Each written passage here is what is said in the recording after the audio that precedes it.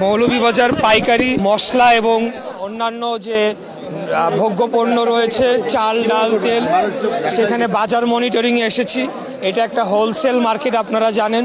এখান থেকে পরবর্তীতে আমরা বাদামতলিতে যাব, যেখানে ফ্রুটস এবং খেজুর সহ আরও অন্যান্য যে ফল সেগুলো ইম্পোর্ট হয়ে থাকে এবং সেটার পাইকারি বাজার ঢাকা শহরে। বাজার মনিটরিং আপনাদেরও যারা সাপ্লায়ার আছে তারাও যদি আপনাদের থেকে বেশি দামে নিতে চায় বা বিভিন্ন মিল মালিক যারা মিল গেট থেকে নিতে চায়, আমাদের খবর দিলেন, আমরা সেইখানে হস্তক্ষেপ করব। হ্যাঁ, কারণ আমরা চাই যে গরিব মানুষ, সাধারণ মানুষ, রোজাদার মানুষ, তারা যাতে আমরা কিন্তু আপনাদেরকে হয়রানি করার জন্য আসি না, আমরা সাধারণ মানুষের কথাটা চিন্তা করি, আমাদের দায়িত্বের জায়গা থেকে।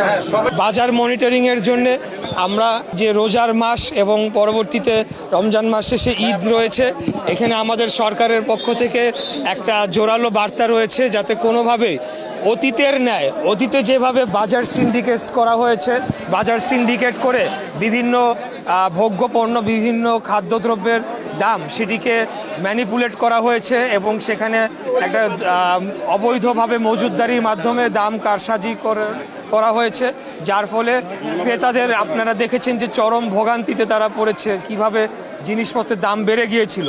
তো সেগুলো যাতে নিয়ন্ত্রিত অবস্থায় থাকে।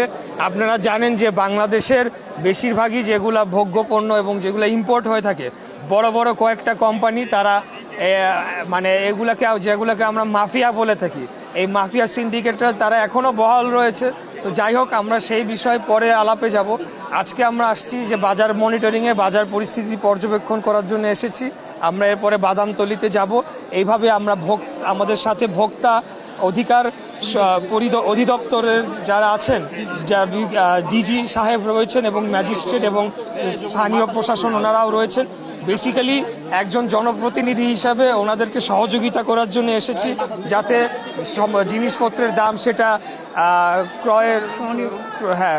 সাধারণ মানুষের ক্রয় ক্ষমতার মধ্যে থাকে এবং এখানে কোনো বাজার কারসাজি, কোনো সিন্ডিকেটের মাধ্যমে যাতে জনগণের পকেট কেটে নিয়ে না যায়। কিছুদিন আগে একটা অনাকাঙ্ক্ষিত ঘটনা ঘটেছে।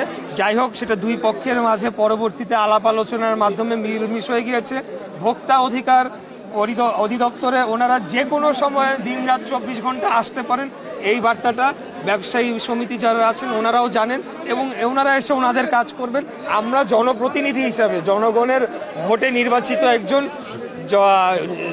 সংসদ সদস্য হিসাবে আমরা সকল যারা আইন শৃঙ্খলা রক্ষাকারী বাহিনী এবং ভোক্তা অধিকার